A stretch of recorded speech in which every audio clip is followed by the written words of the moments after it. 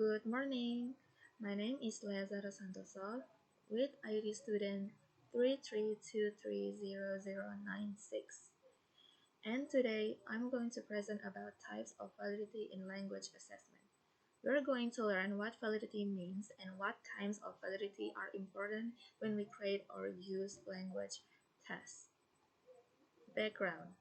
In language assessment, validity is one of the most important qualities of a good test. It tells us whether the test actually measures what it is supposed to measure. If a test claims to measure student English speaking ability, then it must truly test their speaking skills, not just grammar or vocabulary knowledge. When a test does this accurately, we can say that the test is valid. First, let's talk about the meaning of validity. There are many definitions, but the main idea is the same. According to Brown, validity is the degree to which a test measures what it claims to measure. And according to Hughes, a test is said to be valid if it measures accurately what it is intended to measure. So validity focuses on their accuracy, appropriateness, and meaningfulness of test result. Validity shows how accurate the test is. If a test measures exactly what it is supposed to measure, then we say it has high validity. An example is if a speaking test really tests speaking ability, not grammar or writing, the test is valid. Why validity is important? There are four main why validity is important. The first one is to make sure test results are accurate and fair. 2. To ensure the test measures students' real ability. 3. To avoid misleading conclusions about student language skills. 4. To make the test useful for teaching and decision making. Validity is important because it is ensure that the test is accurate and fair. It helps us understand students' true ability and allows teachers to make the right decision about their learning progress. There are five types of validity in language assessment. The first is content validity, 2. Construct validity, 3. Criterion-related validity, 4. Phase validity, and 5. Questional validity. The first type is content validity. Definition: a test has content validity if its content represents the entire area or skills that it aims to measure. And the focus is how well the test item match the learning objective or syllabus. The example is if the course covers reading, writing, listening, and speaking, then the final exam should include all four skills. If it only tests grammar and vocabulary, it lacks content validity. This means the test covers all materials that were taught.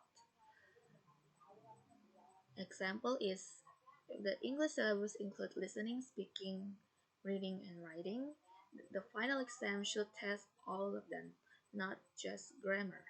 A test has high content validity when it represents all learning areas fairly. How to ensure content validity? Make a table, a specification, or blueprint. Compare test item with syllabus or objectives. 3. Includes all important parts of the subject. The second type is construct validity. Definition: a test has construct validity if it is truly measured that theoretical construct, the concept or skill, that it intends to measure. The focus is the theory behind the test. It is the test measuring the right skills. Example: a test of speaking fluency should involve tasks that require spontaneous oral production. If the test only includes reading out loud a prepared script, it doesn't really measure fluency, so construct validity is low. It is about whether the test is truly measuring the right skill or concept. The example is a pronunciation test should test pronunciation, not grammar or vocabulary. If a test is based on clear theory and measuring exactly what it claims to, then it has high construct validity. To ensure construct validity, define this construct clearly. Writing ability the same as organization, coherence, vocabulary, and grammar. Make sure test tags represent that construct. The third type is criterion-related validity. Definition. A test has criterion-related validity if its results are consistent with another measuring and or criterion that access the same ability. It checks how well the test result related to another test or standards. There are two kinds. The first is concurrent validity, and the second is predictive validity. So I'm going to explain the concurrent validity first. Concurrent validity is the test is compared with another established test at the same time. For example, a new English proficiency test is given to students together with the TOEFL test. If the scores are similar, the new test has high accuracy validity. 2. Predictive validity. The test is used to predict future performance. For example, the university entrance English test that successfully predicts how well students will perform in English course later has high predictive validity. The next one is face validity. Definition. Face validity refers to how the test appears to test takers, teachers, or others. It is about whether the test looks valid or makes sense at first glance. And the focus in face validity are perception or appearance of validity, not actual statistical validity. This is about how the test looks to students or teacher. If a test looks appropriate and understandable, people believe it's a fair test. Even though it's about appearance, face validity still matters because it affects student motivation and confidence. And the example is if a reading comprehension test uses pictures or unrelated text, students may feel confused. It doesn't look like a reading test, so face validity is low. Even though it's not a scientific type of validity, face validity affects students' motivation and attitude toward tests. And the last type is consequential validity. Definition.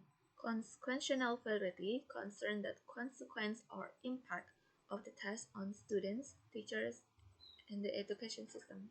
The focus is the effect of the test, both positive and negative. This type focuses on the effect or impact of the test on students, teachers, and learning. A valid test should have positive effect, like motivating students. But if a test causes stress or unfair result, then it lacks consequential validity. The example is positive and negative. The positive is a good test motivates students to study harder and helps teachers improve teaching. And the negative is a poorly designed test causes stress, anxiety, or unfair result. Consequential validity is important because even if a test is technically valid, if it harms students or promotes negative effect, it should be re-evaluated. Conclusion. Validity ensures that a test measures what it claims to measure. Without validity, the test results are meaningless and unfair. Each type of validity plays an important role. The first is content validity, coverage, construct validity, theoretical accuracy. 3. Criterion-related validity, external comparison. 4. Face validity, appearance. 5. Conclusional validity, impact. To conclude, validity is one of the most essential aspects of language testing. A test is valid when it's measuring what it's supposed to measure. Without validity, the test result will be meaningless. So a good language test must have high validity to ensure accuracy, fairness, and usefulness for both teachers and students. So that's all my explanation about types of validity in language assessment. Thank you for your attention, Miss. Good morning. Today I will present a case study about language assessment using the C-test method. This case is about developing a C-test to measure the English proficiency of intermediate level students in reading, grammar, and vocabulary. In this case, I am an English instructor for 30 intermediate students. The university requires me to assess their overall English proficiency, including reading, comprehension, grammar, and vocabulary. To meet this goal, I decided to use the C-test method, which is effective for intermediate skills assessment. What is a C-test? A C-test is a type of closed test, but with a more systematic patterns. Starting from the second sentence, every second word has its second half delete. Students must complete the missing parts of the words based on context and grammar. This method measures vocabulary, grammar, and comprehension together. Text 1. Daily routine. Topic. Everyday life. The original test.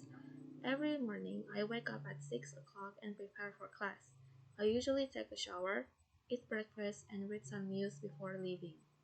My classes start at 8, so I have enough time to walk to campus. After class, I often study in the library or meet friends for lunch. In the evening, I watch movies or listen to music to relax. See test version. Every morning I wake up at 6 o'clock and prepare for class. I usually blah blah blah take a shower and so on.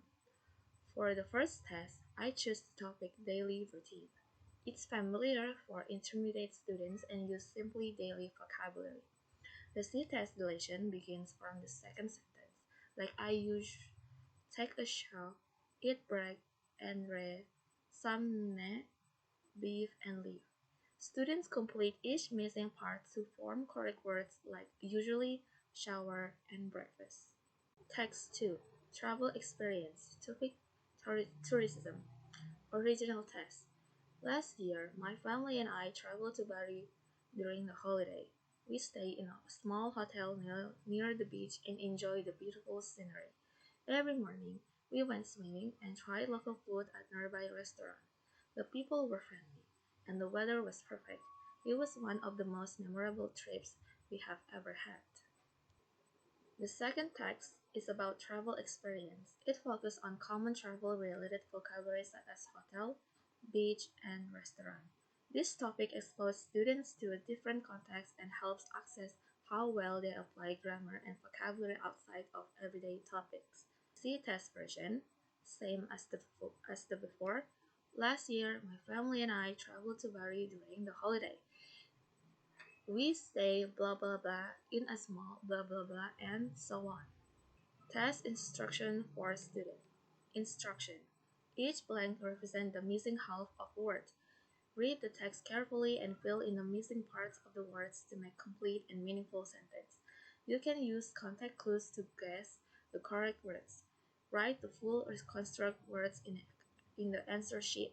For example, Ori blah blah blah to the original. Fam blah blah blah to family. The third is scoring guide. Scoring criteria. Criteriation. Correctly complete word. Description. Student restore the full correct word with the correct spelling and meaning. The score is 1 point. Criteriation partially correct word. Description. Student restore the word but with a mirror spelling error that doesn't affect meaning. Scoring 0.5 points. Criteriation incorrect or missing word. Description. Student fails to reconstruct or reconstructs a wrong word. Score 0 point. For scoring, each correctly complete word earns 1 point. If there is a small spelling error, but the word is still understandable, the students get half a point. Wrong or missing answers get 0. The total score is then converted to proficiency levels such as excellent, good, fair, or poor. Proficiency to proficiency level. Here is the scoring interpretation. Score range. 30, 30, 35 to 40. Proficiency level, excellent. Interpretation, very good command of English, strong grammar and vocabulary. Score range 28 to 34.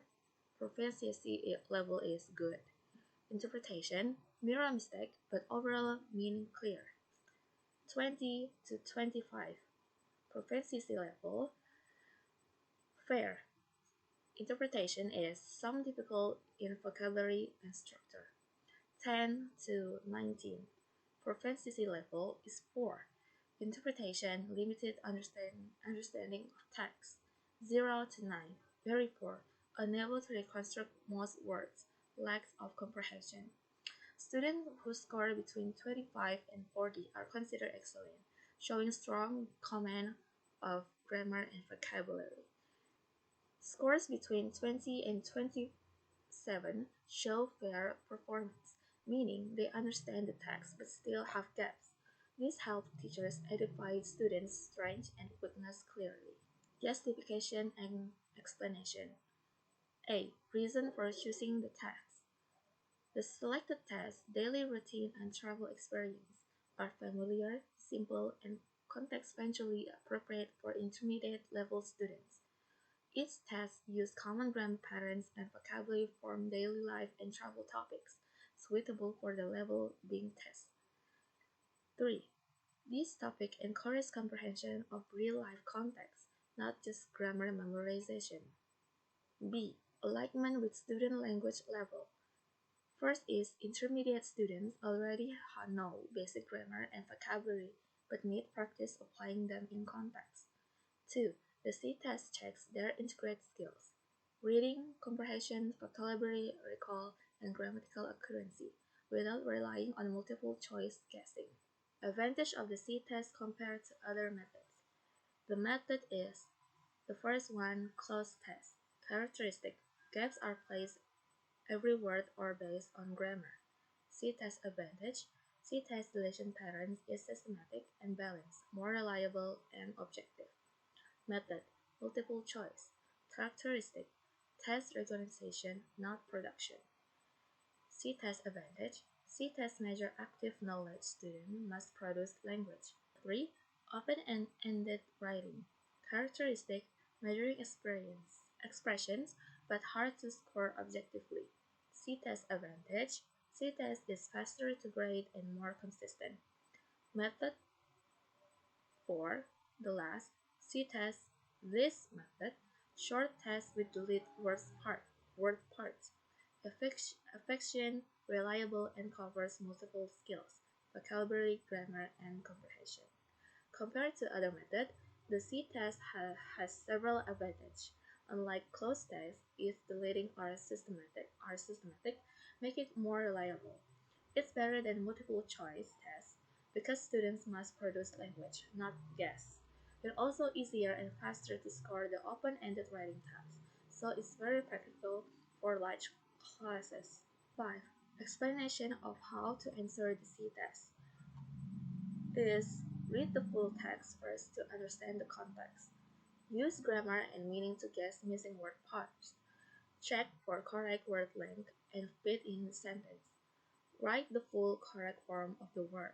For example, sentence: I usually blah blah blah take a shower blah blah blah.